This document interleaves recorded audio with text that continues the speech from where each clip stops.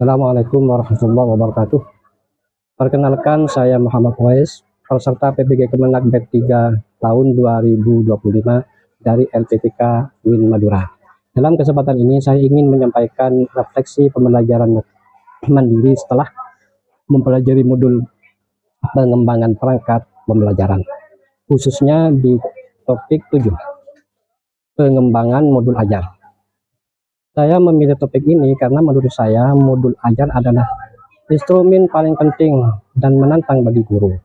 Kalau topik lain lebih banyak membahas teori atau konsep, modul ajar langsung menyentuh praktek nyata di kelas. Artinya apa yang kita buat dalam modul ajar bisa langsung berpengaruh ke jalannya pembelajaran dan pengalaman belajar siswa. Inilah yang bikin topik ini terasa menantang sekaligus menarik. Dari modul ini saya belajar bahwa modul ajar bukan sekedar dokumen pengganti RPP. Ia adalah rancangan pembelajaran yang lebih fleksibel, praktis, dan dekat dengan kebutuhan siswa. Modul ajar memberi ruang luas bagi guru untuk berkreasi, menyelesaikan tujuan, memilih strategi, menyusun kegiatan sampai mendesain asesmen yang relevan. Yang paling penting, modul ajar bisa dikonsesualkan dengan lingkungan sekitar dan perkembangan zaman. Misalnya kita bisa mengintegrasikan kerelevanan lokal seperti tradisi budaya di madrasah, sehingga pembelajaran terasa lebih membumi. Di sisi lain, modul ajar juga terbuka untuk integrasi teknologi, terutama dengan pendekatan TPACK yang menekankan kombinasi konten, pedagogi, dan teknologi. Buat saya, pemahaman inti ini membuka mata bahwa modul ajar bukan hanya urusan administrasi, tetapi sebuah strategi nyata agar pembelajaran jadi lebih bermakna. Yang paling berkesan dari topik ini adalah ketika membahas berbagai modul ajar, misalnya PBL, Problem Based Learning, mengajak siswa berpikir kritis melalui pemecahan permasalahan nyata. PBBL, Project Based Learning, memberi siswa pengalaman dalam lewat proyek.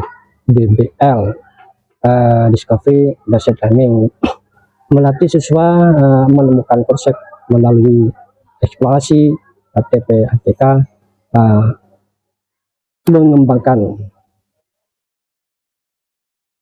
menggabungkan teknologi dalam pembelajaran dengan tepat. Deep learning fokus pada pemahaman mendalam, bukan sekedar hafalan.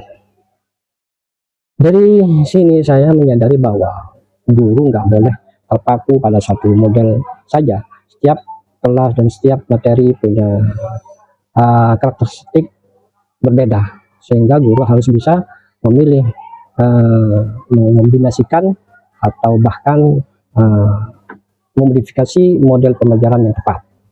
Saya teringat pengalaman mengajar di kelas Quran hadis ketika siswa kurang fokus jika hanya membaca dan menjawab soal. Saat saya coba pakai pendekatan PJDM, misalnya meminta mereka membuat video pendek tentang nilai sabar dan dari hadis, hasilnya lebih hidup, siswa jadi lebih aktif, mereka saling berdiskusi, bahkan ada antusias mengedit video dengan kreativitas sendiri. Itu membuktikan bahwa model pembelajaran yang tepat bisa mengubah suasana kelas secara drastis. Ke depan saya punya beberapa rencana. Satu, lebih sering mengembangkan modul ajar berbasis TPACK biar teknologi lebih terasa dalam pembelajaran. Dua, menyusun modul ajar yang lebih kontekstual dengan kearifan lokal madrasah sehingga lebih dekat dengan kehidupan siswa.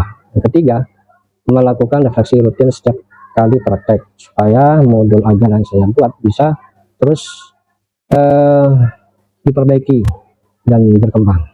Yang keempat, berbagi dengan rekan guru. Saya juga ingin menjadikan modul ajaran yang saya buat bukan hanya untuk kepentingan pribadi, tetapi juga bisa dibagikan ke teman-teman guru lain. Kolaborasi akan membuat kualitas pembelajaran kita sama-sama meningkat. Dari pembelajaran ini saya belajar bahwa pengembangan modul ajar bukan sekedar memiliki kewajiban administrasi, tetapi strategi nyata untuk menciptakan pembelajaran yang hidup, menyenangkan, dan juga sesuai kebutuhan siswa. Modul ajar memberi kita peluang untuk terus berinovasi. Kalau kita bisa memanfaatkannya dengan baik, maka modul ajar akan menjadi jembatan antara teori pendidikan dengan praktek yang di kelas. Semoga refleksi ini bermanfaat dan mari kita terus belajar serta berkoordinasi agar kualitas pembelajaran kita semakin baik dari waktu ke waktu. Wassalamualaikum warahmatullahi wabarakatuh.